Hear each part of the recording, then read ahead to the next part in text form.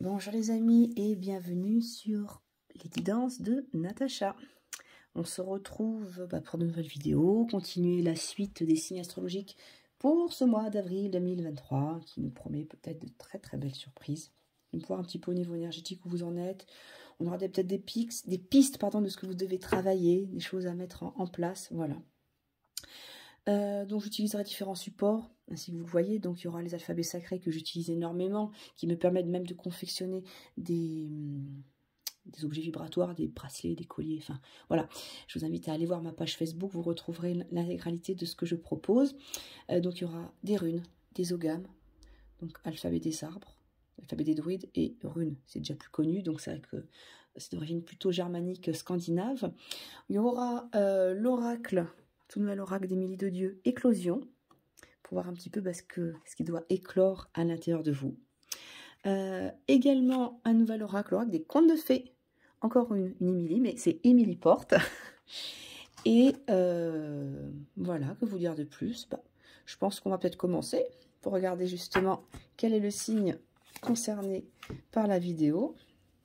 Alors voilà, je tirerai, c'est vrai, en début de vidéo, une carte de l'oracle des contes de fées pour caler l'énergie, le conseil, et puis un ou deux ogames, on verra ce qui vient avec. Et après je compléterai avec les runes et l'oracle éclosion. Hop. Allez, on y va pour la suite des signes. Le prochain signe, ce sont les Sagittaires. Allez, on y va mes Sagittaires. On va tout de suite voir quelle est votre énergie générale, quel est le conseil qui est donné par l'oracle des contes de fées. Les contes de fées, c'est super intéressant parce que c'est plein d'archétypes de notre inconscient, de notre psychisme, et ça a souvent des messages à nous donner. Alors, on nous parle de la transformation. Vous avez pensé de la princesse qui doit embrasser le crapaud pour que ça puisse justement se transformer en prince. Alors, cette carte fait allusion à la légende l'histoire du roi Grenouille, où un prince charmant métamorphosé en crapaud par une sorcière, et qui, grâce à l'amour, va retrouver son aspect originel. Donc ça, c'est une notion qu'on va retrouver souvent dans les contes de fées. Donc là, par rapport à vous, on va parler vraiment de transformation spirituelle, quelque chose de très profond. Donc vous êtes en train, je pense, d'intégrer les différentes parties de votre être, ce qui vous semble plutôt laid, et en même temps, ce qui est beau. Donc, ce qui vous semble laid ou votre zone d'ombre, vous êtes en train justement de vous enlever de ce sortilège des conditionnements de la société ou même un petit peu des philosophies nouvelles pour retrouver votre vraie essence. Si vous regardez bien au niveau de la carte, vous allez retrouver des lunes, le cycle lunaire. Alors, c'est votre sensibilité intérieure, votre part cachée qui est en train de se transformer. Donc, je dirais que là, il va peut-être être intéressant de travailler avec les énergies de la lune. Je pense qu'en plus, si vous regardez la vidéo là aujourd'hui, enfin je l'ai fait, elle est le 5 avril, la pleine lune ne va pas être très loin, donc il sera peut-être intéressant de faire un soin énergétique ou une méditation en lien avec la lune pour permettre cette transformation. Allez, on va regarder avec un ogame, qui est le message délivré. J'en ai deux. Alors, j'ai l'ogame du sapin et j'ai l'ogame du bosquet sacré. Je vais les mettre ici, devant. Là. Alors, juste pour vous montrer, voilà, le gamme du bosquet sacré, c'est celui que je porte actuellement. Alors, qu'est-ce qu'il vous dit, le gamme du bosquet sacré? Il vous parle justement de retrouver votre espace sacré, votre espace à vous. Là, on le voit sur la carte, hein, la grenouille elle est dans sa baignoire, mais elle est contenue, elle est à l'intérieur de son cercle pour pouvoir justement être elle-même et se révéler. Donc, il y a peut-être le fait de se retirer et puis de s'entourer, puis de retrouver cet espace sacré, votre espace vital. Surtout que l'ogame du sapin qui vient ici va vous aider à avoir une certaine hauteur de vue. Le sapin, c'est un arbre qui pousse dans les hauteurs, dans les montagnes souvent. Et c'est un arbre qui est lié vraiment... c'est vrai que l'odeur du sapin, c'est une odeur qui va nous permettre de décongestionner le mental, justement. Si vous avez le mental embrouillé, obstrué par beaucoup d'idées, beaucoup de stress, vous allez pouvoir vous retirer avec le bosquet sacré pour permettre une transformation intérieure et prendre de la hauteur de vue, mais surtout assumer la personne que vous êtes. Voilà, c'est un petit peu ce qui ressort avec les deux ogames. Un travail énergétique pourrait éventuellement être fait avec, si vous le souhaitez, pour pouvoir justement travailler ces points précis, si tout ceci vous parle. C'est pour ça que je vous invite à aller voir ma page Facebook. Allez, on va tirer 6 cartes de l'oracle éclosion, pour voir ce qu'il y a à éclore à l'intérieur de vous. Mes scorpions, pour ce mois d'avril.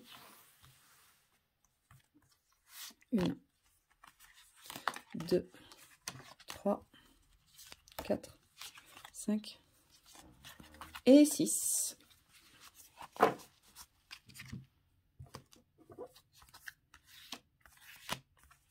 Alors, je vais bouger l'écran pour que vous puissiez avoir le champ de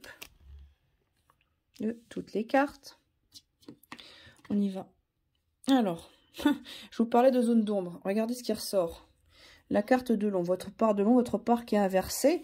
Et on va retrouver le cycle lunaire, pourtant 2 oracles différents. Hein.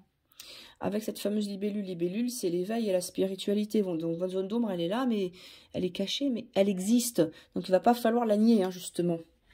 Il y a peut-être un travail qui doit se faire dessus.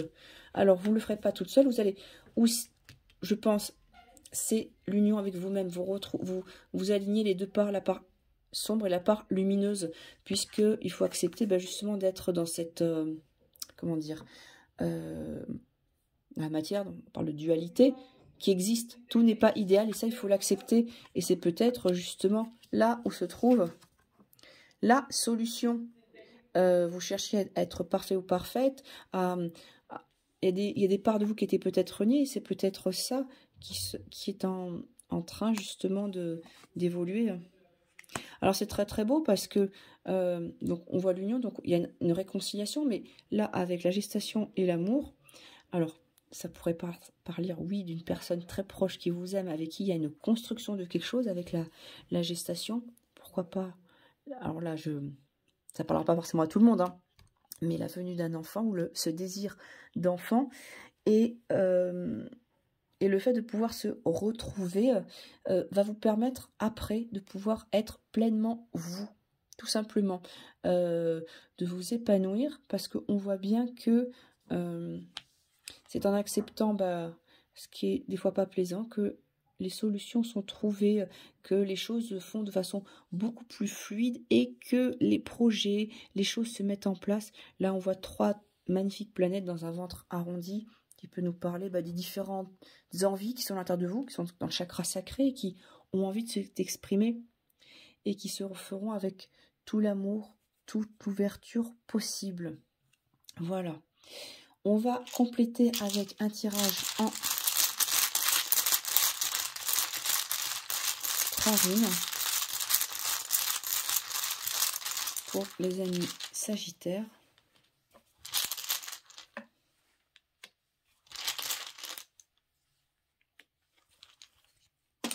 Alors, position inversée. Oups, ok.